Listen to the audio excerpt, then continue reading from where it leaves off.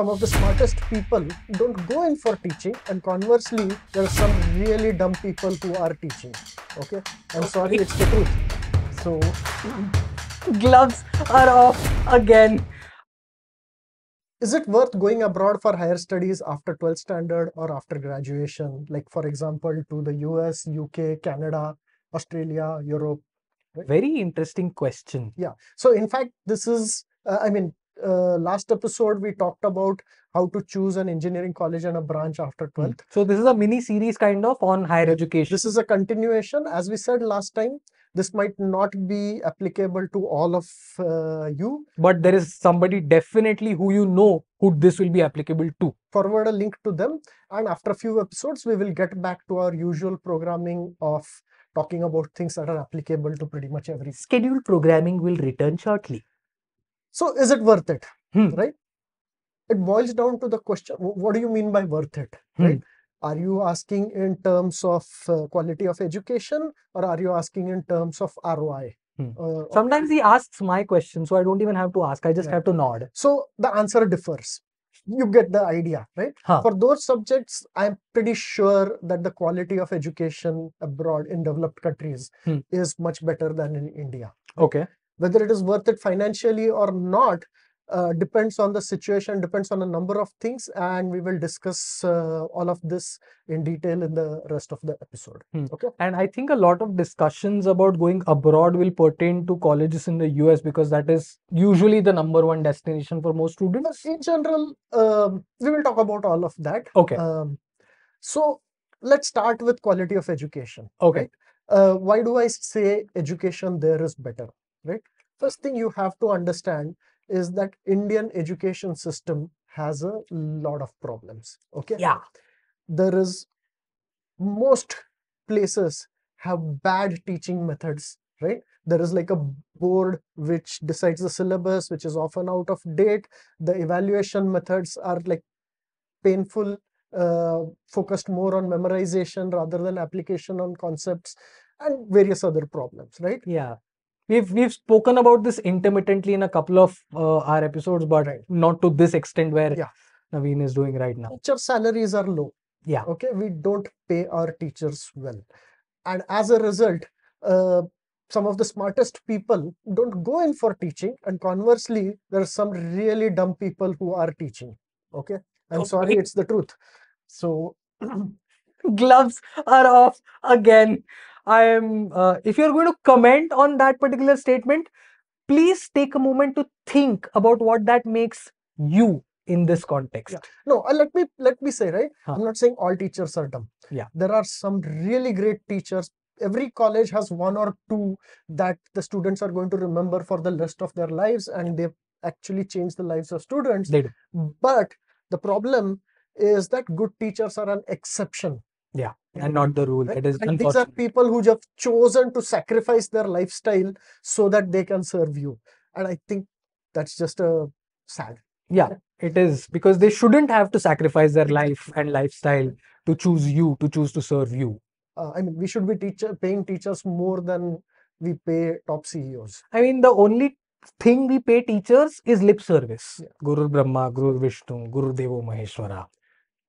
The other problems with Indian colleges are that the budgets are low, not just for teacher salaries, but for other things also. So in general, except for a few colleges, the infrastructure is bad, right? Like labs and so on.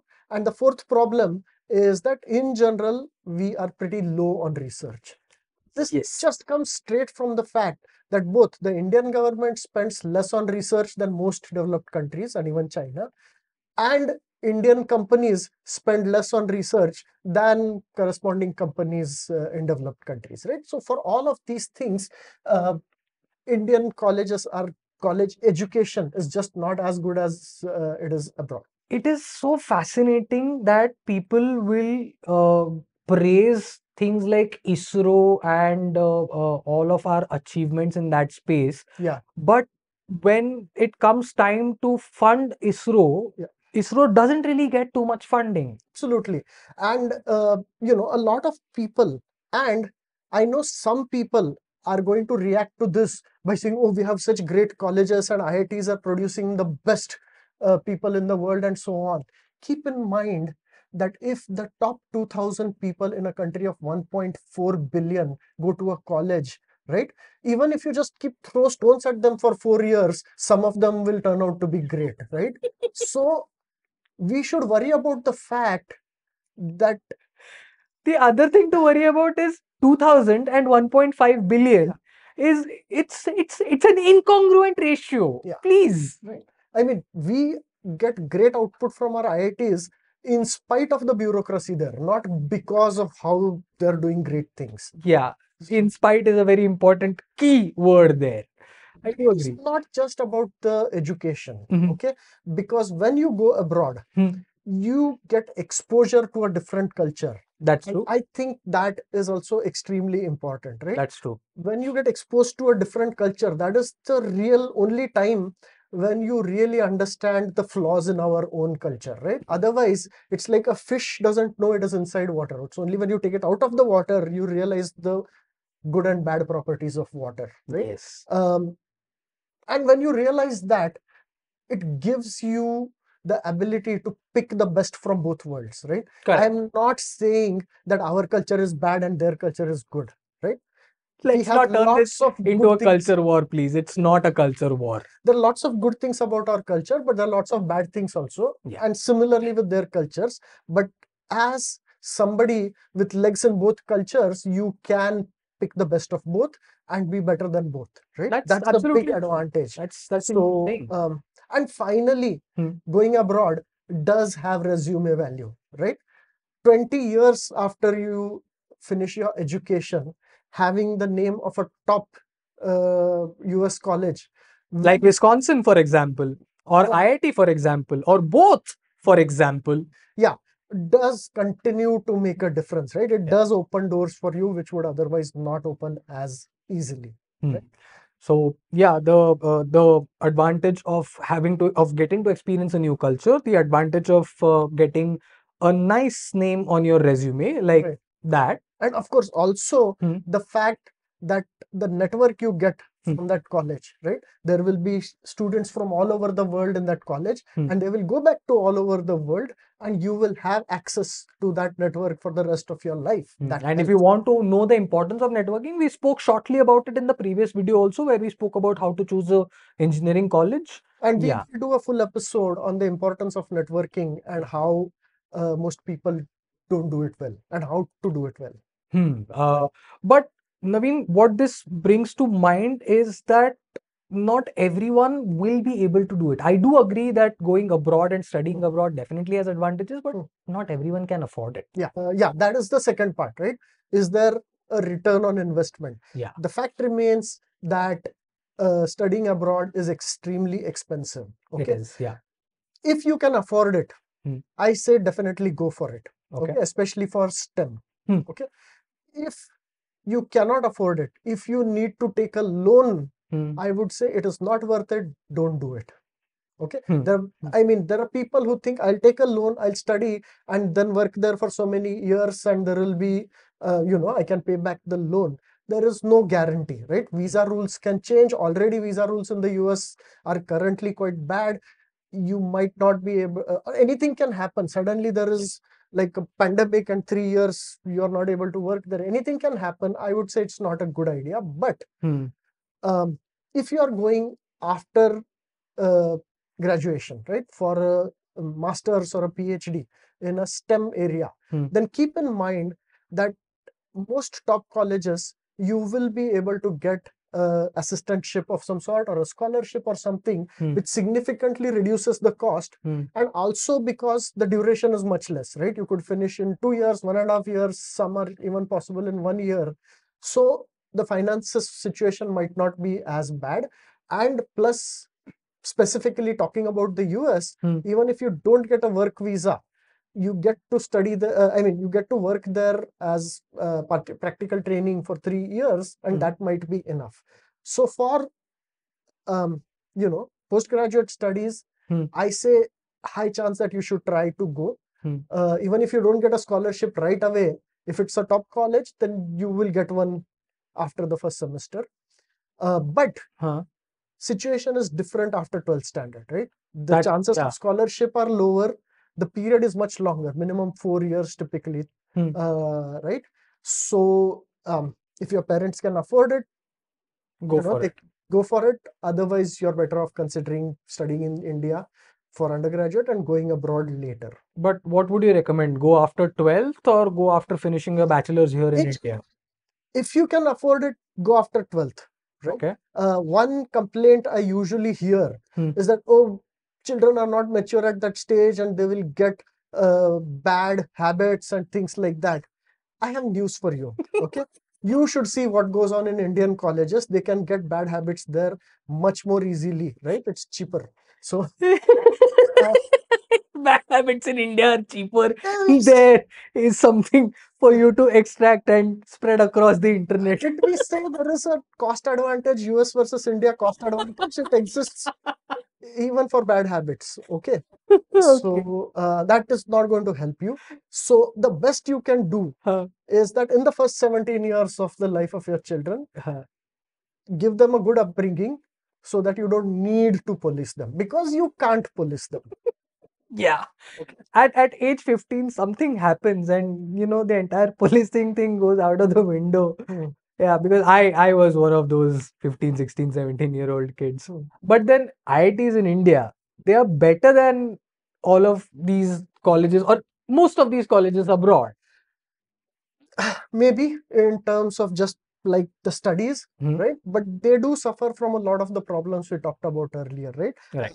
In terms of the research opportunities not being that good, the industry connects not being that good, and there is still a lot of bureaucracy in IITs, right? So the top colleges in the US would still be better than the IITs for all-round education, right? The other problem is that, okay, fine, maybe the top IITs are better than most of the top colleges in the US, but they're also more difficult to get in, right? It's probably easier to get into Stanford than IIT Bombay. Ooh, shade. Naveen is throwing shade at Stanford. Pakad liya. But yeah, he is right, definitely. Sorry. All right. Visas. Right.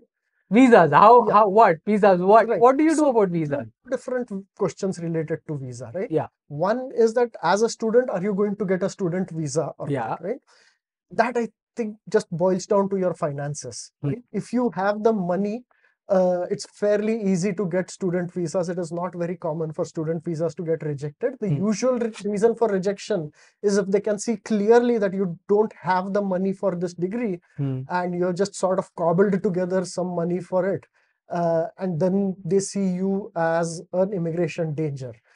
Most people, I mean, for those kind of people, anyway, I'm advising don't go. Right? So student visa is not the problem, but visas for working there after the degree, that can be an issue, right? In STEM field, say 10 years ago, I would have said definitely go to the US, the visas get taken care of. But that situation is no longer true. Some people are trying to fix it. We don't know. There are various issues with visas. But situation is better in, say, Canada and places like that. So the visa situation keeps changing.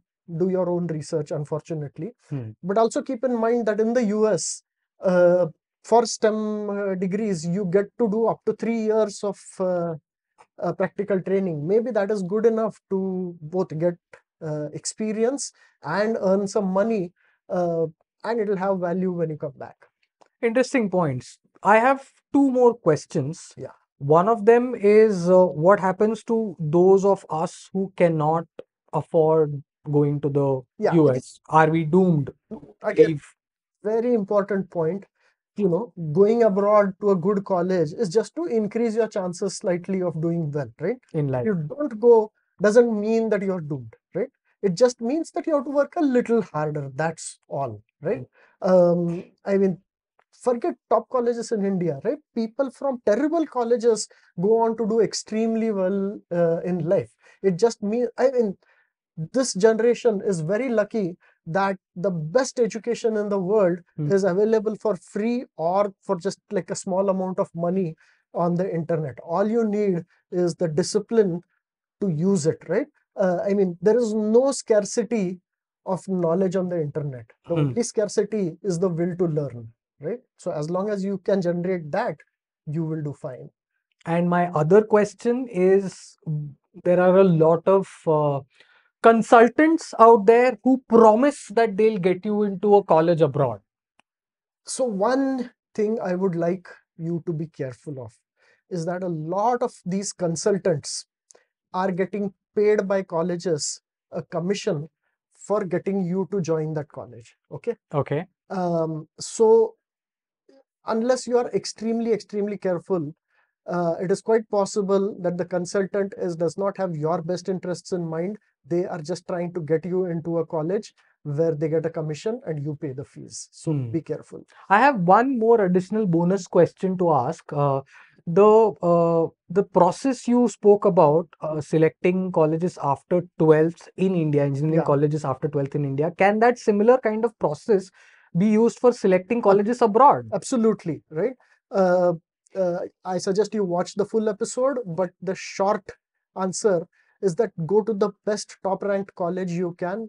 Don't worry about the branch or subject you're going to learn. That takes care of itself. Sounds very counterintuitive, but check out the video and you'll know why he's saying that. There is ample explanation in the video itself. But for now, this is me, Shrikant.